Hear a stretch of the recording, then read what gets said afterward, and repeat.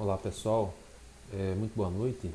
Sou o professor Lourival Gomes e nós estamos com uma proposta diferente, né? Uma proposta de dar aulas remotas e que eu particularmente já venho trabalhando com isso no IFPE há um bom tempo já com aulas online. Eu sempre gravo aulas e mando para os polos, inclusive em Palmares. Mas na faculdade é a primeira vez, né? Na formação é a primeira vez. Eu acho que, não sei se vocês já me conhecem aí pela instituição, mas eu trabalho com Física Geral 1, 2 e 3. Nesse semestre estou trabalhando também com TCC para o oitavo período e espero que a gente se interaja, né? Haja uma interação entre nós para que nós possamos avançar nessa importante disciplina para o curso de matemática. Tanto é que ela precisa mesmo de muita matemática, né, para a gente continuar os nossos estudos. Então, ao longo do nosso curso, eu vou passando informações importantes, como eu passei agora recentemente no, no grupo, né, que foi criado. Eu criei um roteiro para que vocês se basear por ali. Necessariamente pode haver outros meios para a gente se comunicar, mas fundamentalmente naquele roteiro. Bom, para a gente não esticar muito o vídeo, nós vamos falar hoje sobre cinemática escalar. Tá? Claro que antes disso existe uma revisão de notação científica, potência de 10, mas com o desenrolar das aulas nós vamos avançando nessa parte, que nada mais é do que um ajuste, né, de padrões de numeração para as ciências exatas. Então, isso é um texto, esses foram os slides que foram adaptados, eu fiz uma adaptação da Secretaria do Governo de Educação do Governo do Estado de Pernambuco, eu achei muito interessante e eu fiz uma adaptação com as devidas fontes, né? E vamos lá, vamos começar. Então, a aula 1, cinemática escalar. Então, eu tenho a mecânica, que nós vamos estudar, o estudo dos movimentos, né? Que é dividido em três partes.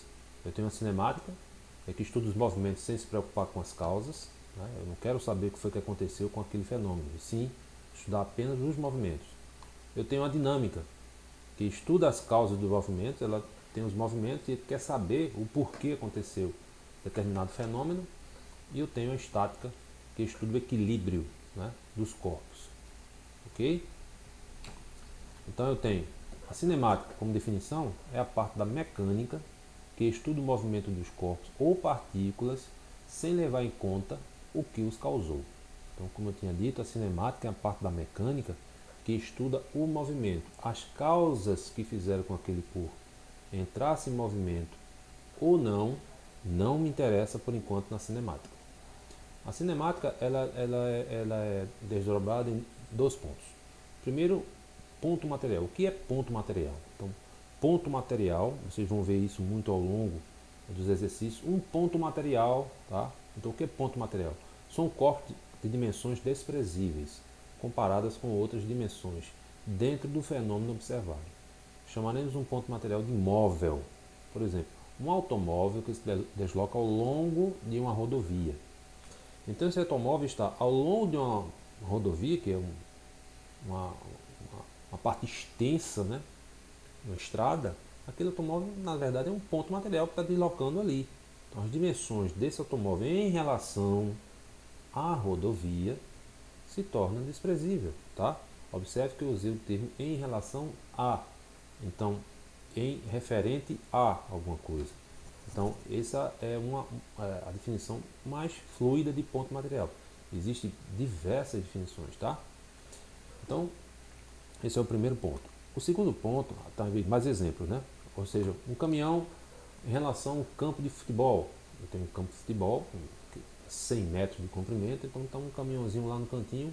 Em relação às dimensões do campo de futebol, aquele caminhão eu posso desprezar ele. Tá?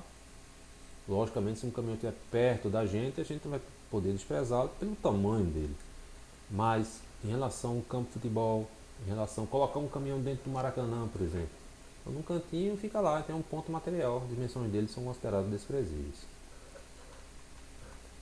Corpo extenso. O que é corpo extenso? Então, são corpos cujas dimensões não podem ser desprezadas, comparadas com outras dimensões dentro do fenômeno observado. Por exemplo, uma formiga em relação a uma pequena pedra. Está lá uma formiguinha lá, caminhando em cima de uma pedrinha, tá? Bem pequenininha. Então, as dimensões de ambas não podem ser desprezadas, nem da pedra nem da formiga, tá? Então, isso é corpo extenso. Então, um caminhão em relação a uma pequena rua, tá? Então, falamos um caminhão andando numa rodovia, uma coisa, mas uma pequena rua. Então, as dimensões do veículo, né, do caminhão, não podem ser desprezadas.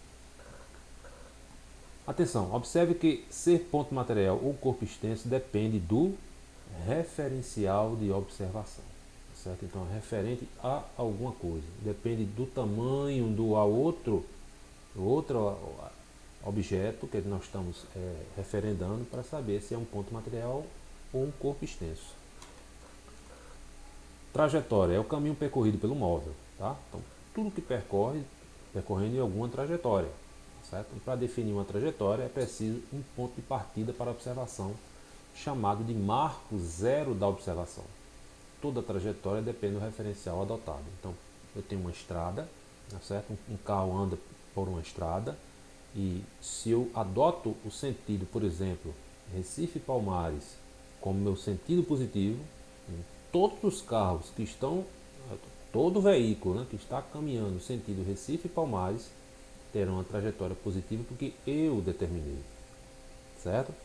E todo carro, todo automóvel que viaja no sentido contrário, ou seja, de Palmares Recife, terão uma trajetória negativa, ou seja, ela é invertida por conta do sentido que eu adotei como Recife Palmares positivo e tudo que tiver contrário é negativo, ok?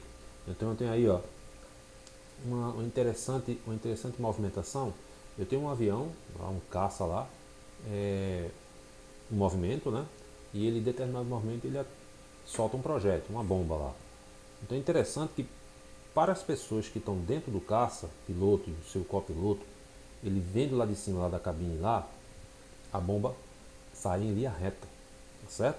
A bomba sai em linha reta. Mas para quem está na Terra, esse movimento dessa bomba é um arco de parábola. Por que acontece isso? Porque nós temos sobre nós uma força gravitacional G.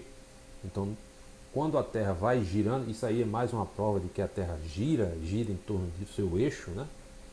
Então, um movimento de rotação.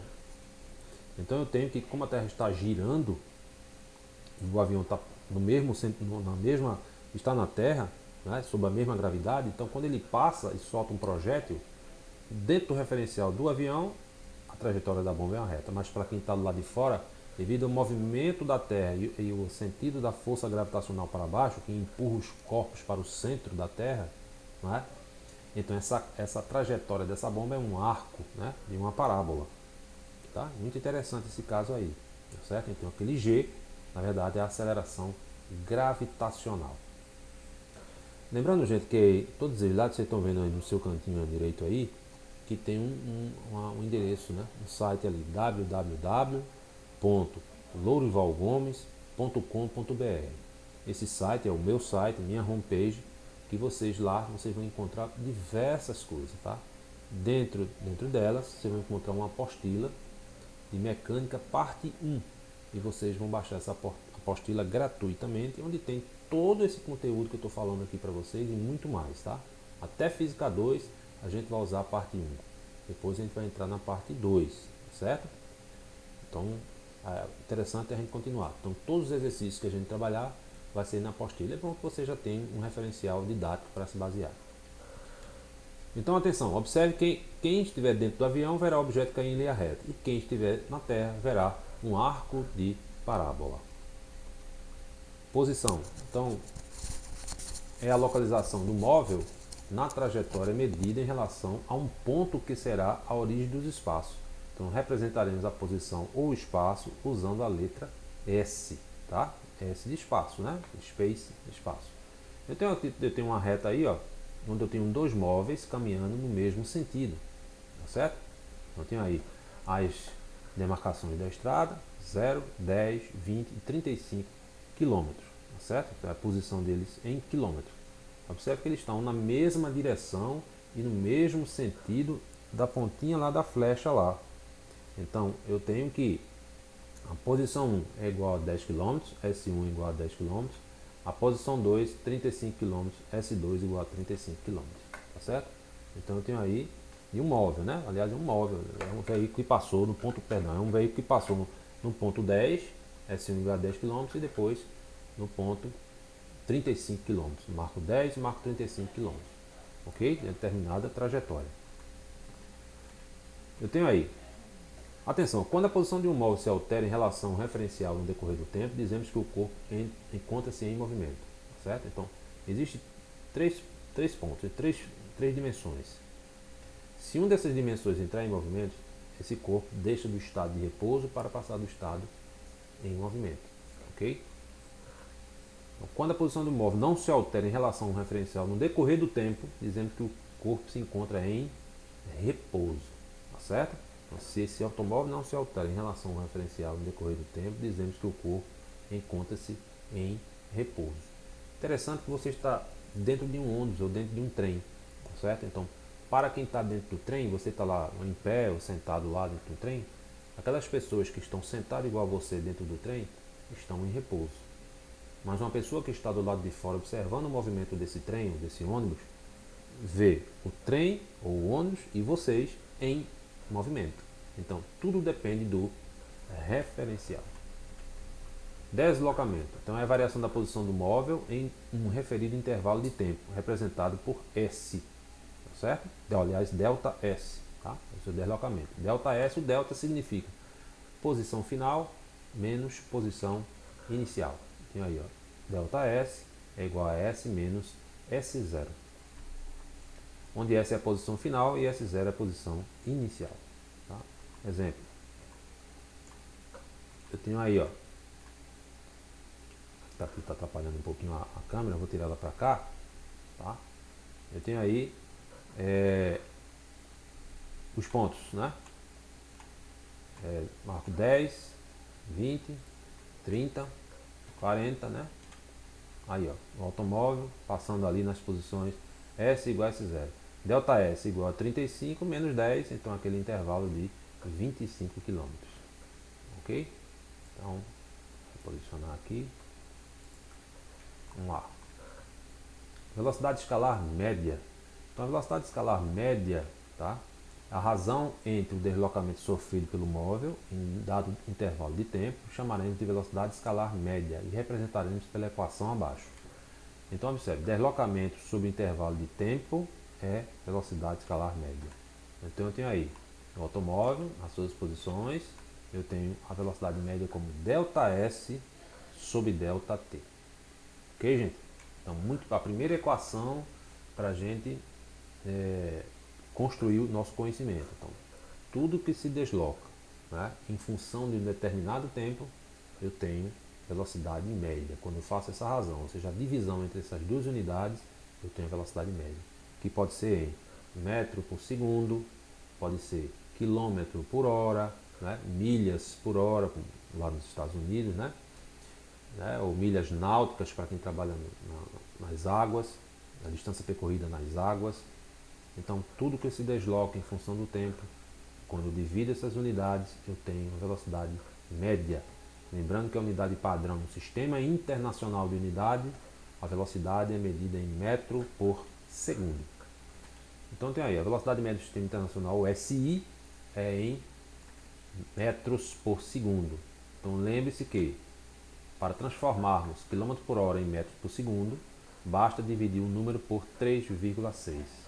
E para transformarmos, ao contrário, né, metro por segundo em km por hora, basta multiplicarmos o número por 3,6. Está aqui uma conversão, há um sinalzinho de conversão, de metro por segundo para km por hora multiplica por 3,6 e ao contrário, km por hora para metro por segundo divide por 3,6.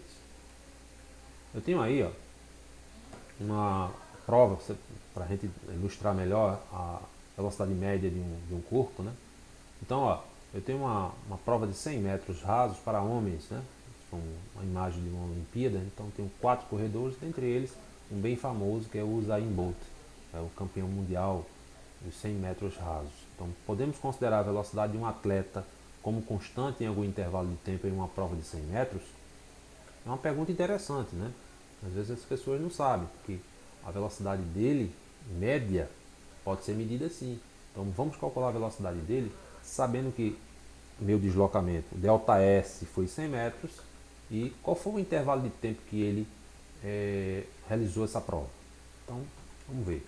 Então, ó, se dividirmos o deslocamento de 100 metros, né, o ΔS, por 8,91, ou seja, ele bateu o recorde mundial ao atingir 100 metros em 8,91 segundos, que foi a velocidade do vencedor da prova. Temos a velocidade média do atleta, que foi de aproximadamente 11,22 metros por segundo. 11,22 metros por segundo, nós não estamos muito acostumados, né, a trabalhar com essa unidade. Fulano correu tantos metros por segundo, mas quando eu faço isso, né, é bom lembrar que normalmente o brasileiro, quando pensa em velocidade, não pensa em metros por segundo, nós pensamos em quilômetros por hora, né? Então, para transformarmos quilômetros por hora em metros por segundo, basta multiplicarmos o valor, né, que temos em metros por segundo por 3,6, e o resultado estará em quilômetros por hora. Então, ó, eu tenho aí a velocidade, assim a velocidade de 8,91 metros por segundo. Temos, né? A velocidade, não, perdão, né? A velocidade, assim, um equívoco ali, assim para a velocidade de 11,22 metros por segundo, né? Vezes 3,6, eu tenho 40,392 quilômetros por hora. Daí a gente entra na notação científica, que é o arredondamento, uma parte da notação, né? A gente não vai falar, ele correu 40,392 km por hora. Então, como o número após a vírgula, né, é o 3 e depois é o 9, então eu posso arredondar para 40,4 quilômetros por hora. Mas, em linhas gerais, não estaria errado se o atleta jamaicano fez os 100 metros rasos com a velocidade de aproximadamente 40 km por hora. É uma grande velocidade para um ser humano, né? 40 km por hora. A distância entre o Marco Zero do Recife é uma questão interessante também. A distância entre o Marco Zero do Recife e o centro da cidade de Palmares é de aproximadamente 122 km. Supondo que de carro uma pessoa gasta 1 hora e 20 minutos dirigindo entre as duas cidades, qual a sua velocidade média nesse percurso? Levando em conta que ele parou, levando em conta que ele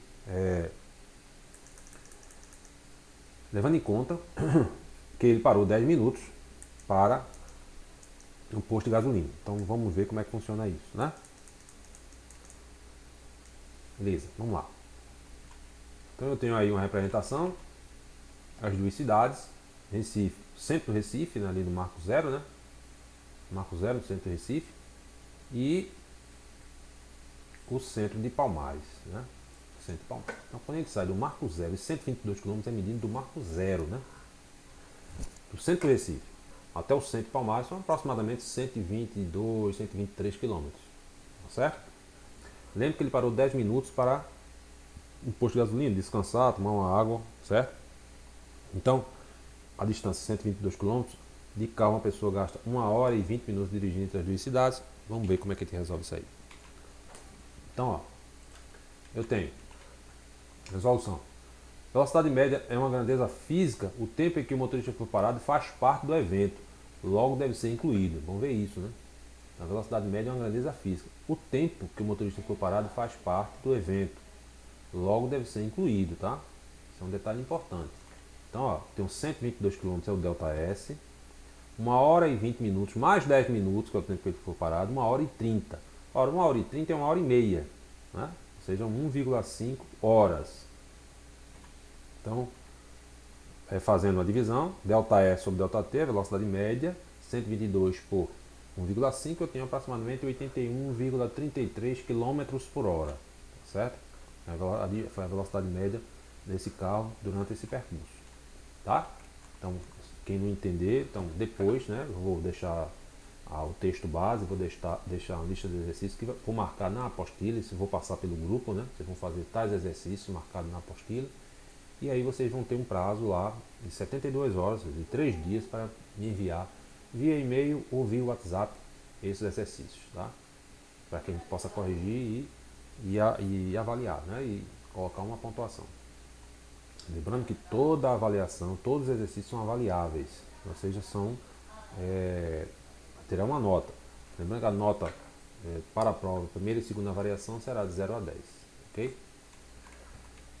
O exemplo 3, eu tenho o seguinte: ó, o menino sai de sua casa e caminha para a escola, dando em média um passo por segundo.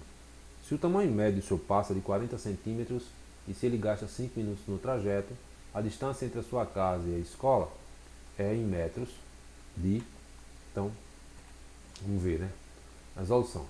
Então aí, ó, eu tenho uma representação gráfica, onde eu tenho uma criança em direção a uma escola. Suponha que isso seja uma escola, né? Eu tenho aí o deslocamento, né? A distância entre o garoto e sua escola é o ΔS, a distância. Então, a velocidade média do garoto é de um passo por segundo. Então, como cada passo vale 40 centímetros, então 40 centímetros tem quantos metros, né? Então, essa questão de mudança de unidade na física é importantíssima. Então, 40 centímetros, a gente sabe que um metro tem 100 centímetros. Ora, se um metro tem 100, 40 centímetros é só você dividir por 100. Então, 40 centímetros tem 0,4 metros. Então, a velocidade média do garoto é de 0,4 metros por segundo.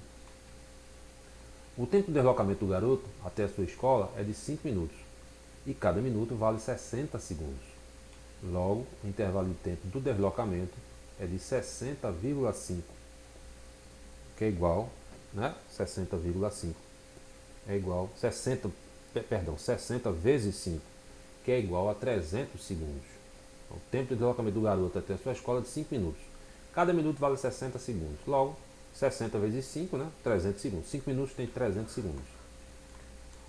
Fazendo aí o restante dos cálculos, então, a velocidade média, ΔS sobre ΔT, então 0,4 é igual a ΔS sobre ΔT, que é o 300. Logo, ΔS é 0,4 vezes 300.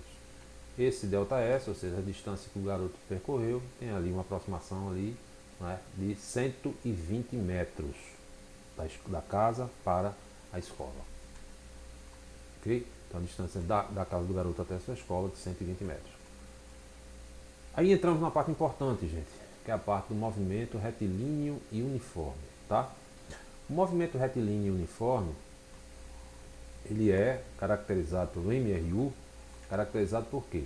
Um corpo realiza MRU quando sua velocidade é constante e diferente de zero, tá certo? E lembrando que no movimento retilíneo uniforme não existe aceleração. A aceleração é nula, ok?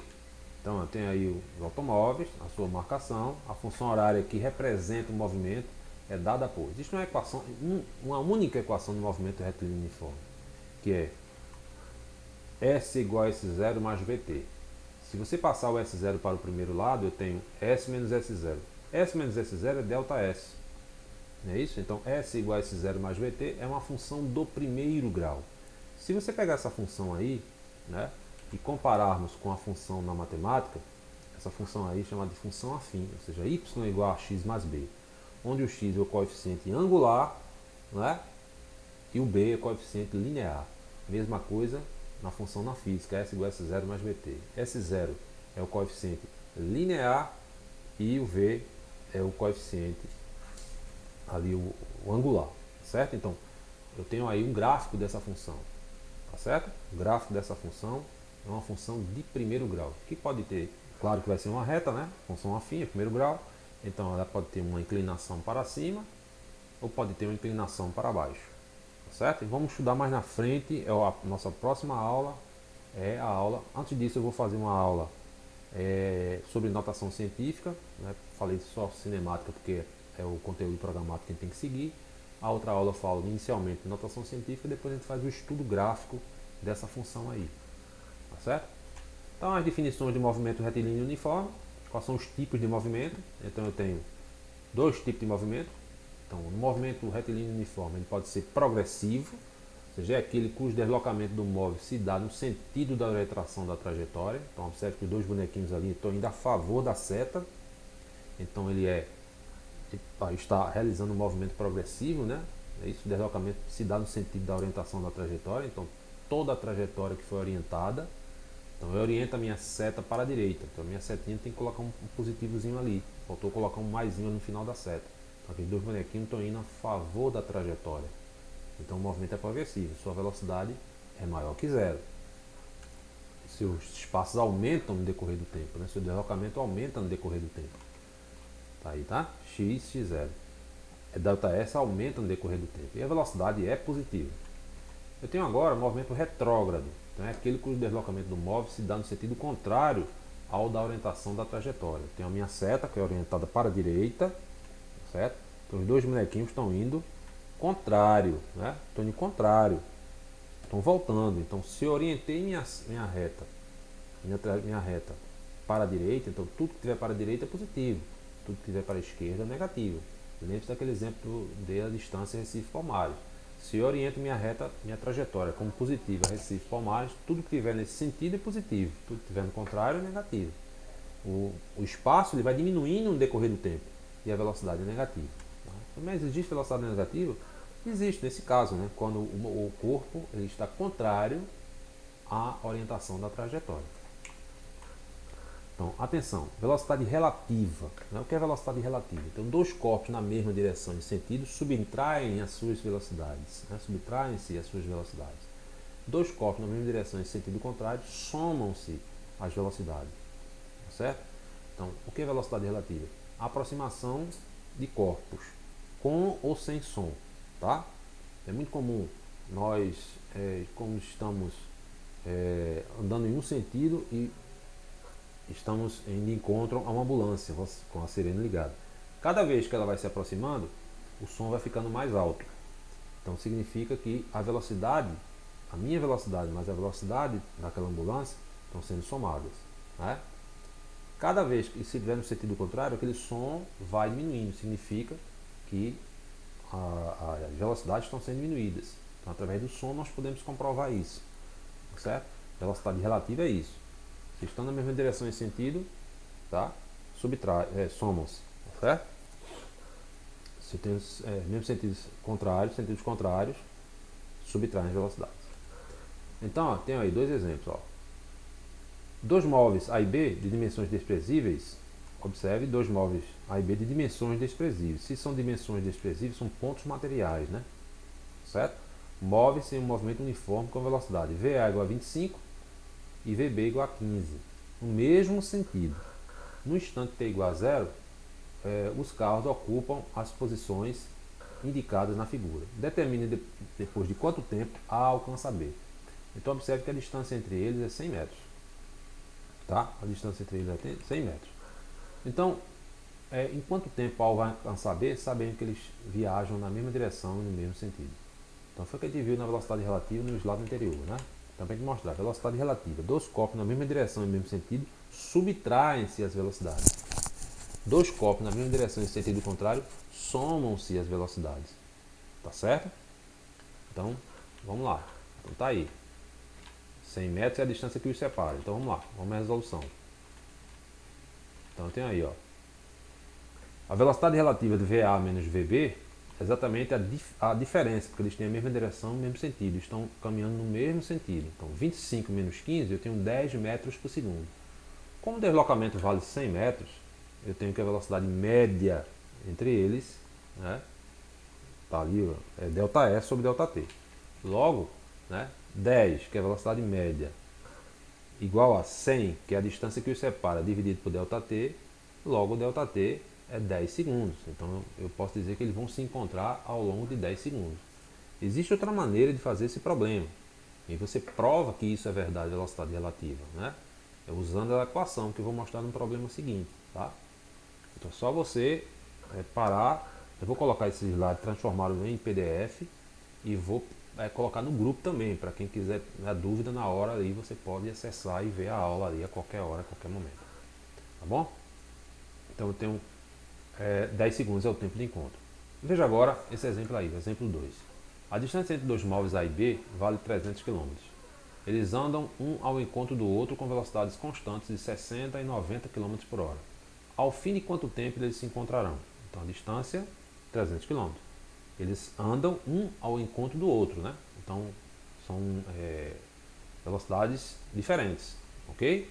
Então, uma está no sentido da trajetória e o outro contrário. Ao fim de quanto tempo eles se encontrarão? Então eu tenho aí, gente, a solução. Está aqui uma figurinha, tá certo? A figurinha está aí e eu tenho dois móveis A e B, um sentido de A para B e outro de B para A. Observe que eu orientei tudo que estiver para a minha direita como positivo. Eu coloquei ali eixo positivo escolhido, certo? Então o carro A está no favor do sentido positivo e o carro B está no sentido contrário, então negativo. Então significa que o movimento de A ele é chamado de progressivo. Só você voltar um pouquinho lá. E o movimento de B é chamado de retrógrado. A velocidade de A é positiva, a velocidade de B é negativa. E a distância que separa, 300 km. Vamos ver duas formas de fazer esse problema. A primeira, solução 1, eu tenho aí velocidade relativa. Se eles têm sentidos contrários, segundo a teoria, a velocidade de A vai ser somada à velocidade do móvel B. Então, ó, 60 mais 90, 150 km por hora. Claro que essa velocidade de 150 km por hora é exatamente a velocidade média, tá? A velocidade relativa vai ser igual aí à velocidade média. Como a velocidade média é ΔS sobre ΔT, então 150 é igual a 300, que é a distância que separa, dividido por ΔT. Logo, ΔT, 2 horas. Então eles vão se encontrar 2 horas. Se vão colidir ou não, aí a gente não sabe, né? Não nos interessa. Então as causas para mim não nos interessam. Ok? Então 2 horas seria o movimento desses dois móveis. A outra solução, gente, seria isso aqui, ó. Bom, se eu estou querendo provar que velocidade relativa isso é verdade, isso é positivo. Então, como é que eu vou fazer esse problema usando a equação S igual a S0 mais VT que nós usamos lá na definição do movimento retilíneo uniforme? Observe que a equação do móvel A, então, se eu comparar a figurinha do móvel A com o móvel B, observe o seguinte, eu vou voltar só para vocês verem aqui, ó. Então, ó, no móvel A para o móvel B, foi o que eu fiz. Eu tracei uma reta, coloquei um eixo positivo do lado direito e coloquei no móvel A um zero. Se vocês estão vendo ali, eu coloquei ali um marco zero. Significa que eu parti daquele ponto. E contrário a mim, eu tenho um veículo que está a 300 km de minha distância. Tá? Então, 60 km, como eu disse que o movimento de A é progressivo, porque ele está no mesmo sentido da reta orientada, é positiva. Mas a velocidade de B é negativa porque ele está contrário ao eixo que eu escolhi. Professor, mas eu poderia fazer contrário, colocar o mais para o lado esquerdo? Pode, claro, não vai alterar nada no problema, né? Quem determina o sentido do eixo positivo, do eixo da trajetória é você. Então, se eu montar duas equações, uma para A e uma para B, né, e igualar, eu vou ter uma igualdade. Então, eu posso calcular esse tempo. Então, vamos lá, a solução 2. Está aqui, ó. A equação do móvel A é S de A é igual a 0 mais 60t. Por quê? Porque 0 é o marco onde A partiu, né? Ou aquele 0 que eu coloquei lá no móvel A, ali minha origem. Mais 60t. Por que mais? Porque A está a favor da trajetória, logo a velocidade de A é positiva. A equação do móvel B é esse B é igual a 300 menos 90t. Por que 300? 300 é a distância que separa de A, que é 0, até B, que é 300. Menos 90. Por que menos? Porque a velocidade de B é negativa, porque B está contrária à reta orientada aqui. Nós orientamos para a direita. Como B está indo para a esquerda, a velocidade de B é negativa. Fazendo a igualdade, ó, S de A com S de B, teremos, né? Então, 0 mais 60t igual a 300 menos 90t. Quando eu fizer essa operação matemática simples aí, né, passando menos 90 para o outro lado, vai somar e tal. Então, 60t mais 90t, 150. 150t igual a 300, 300 dividido por 2. 300 dividido por 150, né? Tem um erro ali, né? 300 dividido por 150, então t é igual a 2 horas. Então, bate exatamente com a solução 1. Significa que tanto eu fazer velocidade relativa, que se você olhar direitinho é bem mais fácil do que a solução 2, mas se eu quiser provar que isso é verdade, eu faço também por ele, ok? Ambos vão dar o mesmo resultado. Só lembrando que eu tenho uma equívoca ali, é 300 dividido por 150 e não por 2, né? Bom, gente, aí a gente para, porque na próxima aula a gente vai estudar o gráfico da função horária no movimento retilíneo uniforme. Então, se você olhar lá direitinho, como eu disse a vocês, né, a função S igual a S0 mais VT é uma função do primeiro grau, né? E ela é idêntica à função matemática y igual a x mais b, que é uma função afim, onde existe coeficiente angular e existe coeficiente linear. O a e o b, coeficiente angular, coeficiente linear, e ali o v e o S0 são coeficientes angulares e linear, ok? Eu deixo vocês um abraço. Eu vou colocar agora as questões, eu vou deixar no grupo as questões, tá? Para vocês já pensando, bem introdutória mesmo, só para vocês pensarem em função do que a gente viu, tá? E aí qualquer dúvida vocês me acionam lá no grupo, podem digitalizar alguma coisa, mandar para mim alguma dúvida, que prontamente eu vou responder. E eu vou marcar também um encontro online via o Meet, né, do Google. É bom vocês terem o aplicativo aí para a gente se encontrar, para a gente mostrar isso aí, essas outras apresentações, né, para vocês. E aí vocês fiquem à vontade para dúvidas e sugestões, tá? Que eu estou aceitando todas para a gente cada vez melhorar as nossas aulas. Ok? Um forte abraço e até a próxima aula.